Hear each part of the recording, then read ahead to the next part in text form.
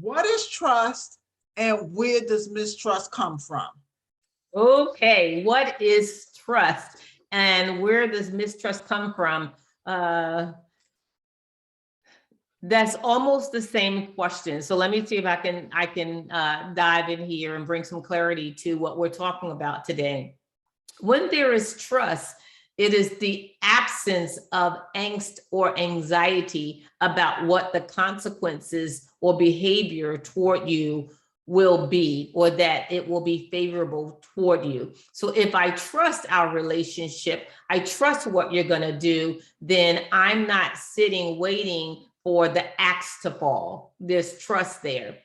The reason that's so doggone important is because when I can relax, because I trust what's happening between us, or trust what the universe is bringing me, or trust in myself that I'm going to produce something, it frees me up for my mind to then focus on the task, to then focus on connecting with the person, to then focus on all the comforts that come with the circumstance or situation, as opposed to being on standby.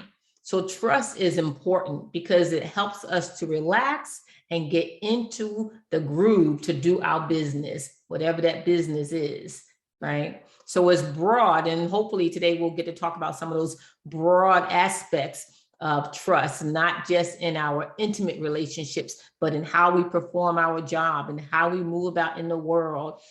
Some people don't go to the doctor because they don't have that level of trust, because they're in hyper arousal, believing that someone may not be doing things in their best interest, right? And so trust can affect all of our lives. So that's why it's so important to have this chapter about building relationships, even when we don't trust people. But really the goal is for us to come to an understanding of how we can go about building up trust, right? So where does trust come from? Trust happens, because we kind of sort of know when mistrust happens. We can all point to that point. We can all give you the story about how we've been let down, how someone didn't follow through, how someone tore a hole in our heart, right? How someone took money, how someone, so we all can pinpoint to why we don't trust people. But where's trust supposed to come from? What a lot of people don't realize is that trust is actually a developmental task. There comes a point in our lives where the main focus of our brain is to develop brain cells that lead us to trust ourselves. Because when we trust ourselves, extending that trust to other people is a lot easier, right? So what age do you think we're supposed to do that? Here's your test. Do you know, Dr. Singleton, what age are we supposed to develop trust? Oh, okay. I'm just going to say 3.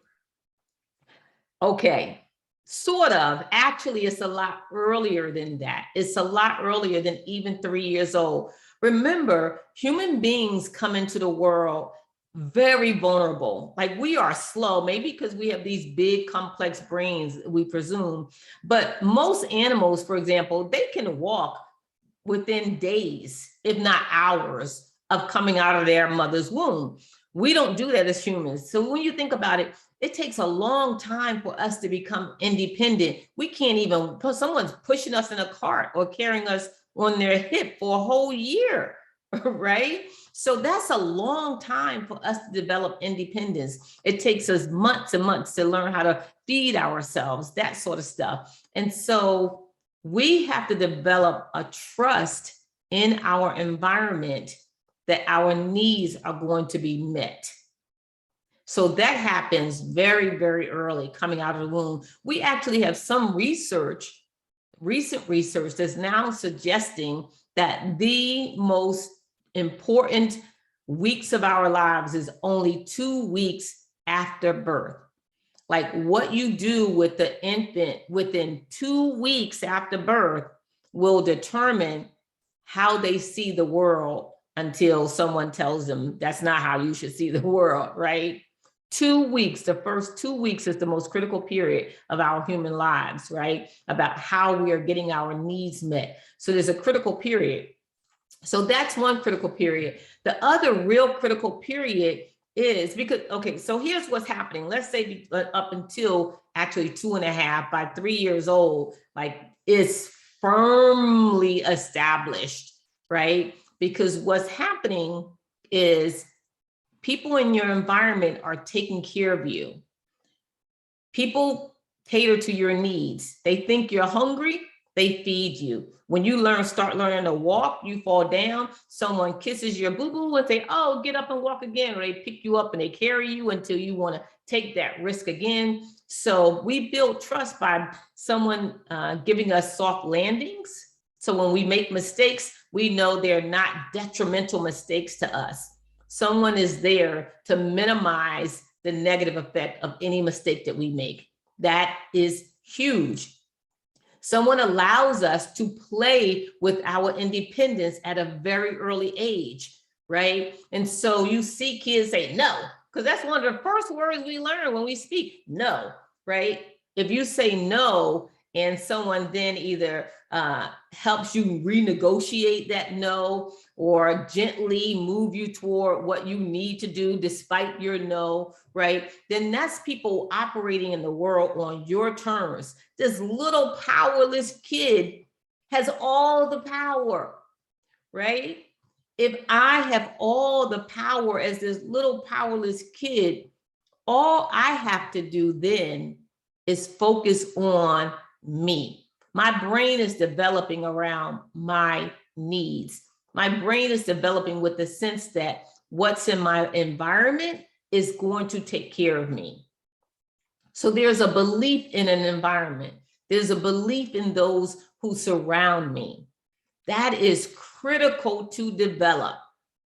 Now, here's the thing. So that's how we develop trust very early on.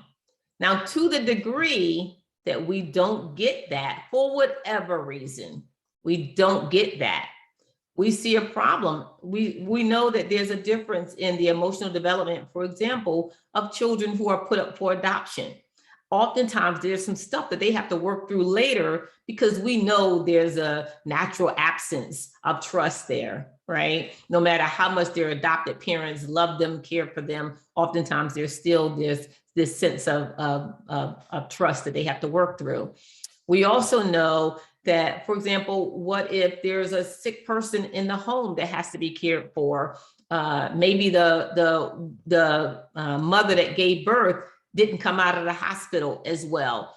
So there's a number of scenarios where children up to 3 years old don't get the nurturing that they need or deserve. The worst, of course, is flagrant abuse, where there's just neglect. No one wants to give them that. Sometimes it's unintentional, where people, parents or the environment resources are depleted because people are working all the time, because there's 5 other children in the home that needs to be cared for. Sometimes there's economic situations. So for whatever reason, when that happens, now we have a child who's not sure that somebody's going to feed them when they're hungry. They're not sure if mom is going to come in and take care of them and change their diaper. They're not sure. The environment now is not safe. They don't develop safety in this environment. So to the degree that they do not have the ability to develop safety in their environment, something happens. So instead of me, my little brain developing, focusing on me, it has to do this twist where it focuses on the environment. It has to now figure out the environment. The brain is a very complex thing. Remember, we are built for survival. Human beings will survive the worst of humanity, and we have, because our brains are that adaptable. The thing about the brain is that it will adapt to the good, the bad, and the ugly all the same way by normalizing it. Okay. Wow. That answers a lot of questions, just thinking about certain things in my life. I'm sorry, were you going to continue on? Right. So now I'm 3, and it's normal for me to have to focus on the behavior of other people in the environment. I'm not developing internal trust. I'm developing the ability, the keen ability sometimes to scan my environment so I can predict my best chance of surviving this situation, getting food tonight, getting my diaper changed, staying out of harm, not being yelled at, not being spanked. No, not using the word no. I learned that quickly. If you smack me in the mouth when I say no, right? But the ability to say no is essential as a child. It's essential. Some people can't say no as adults because they were never allowed to say no as children, right? And so these are important critical periods in which we begin to learn to develop that internal trust to the degree that we were not cared for in the way that developed that internal trust. We carry some of those struggles into adulthood.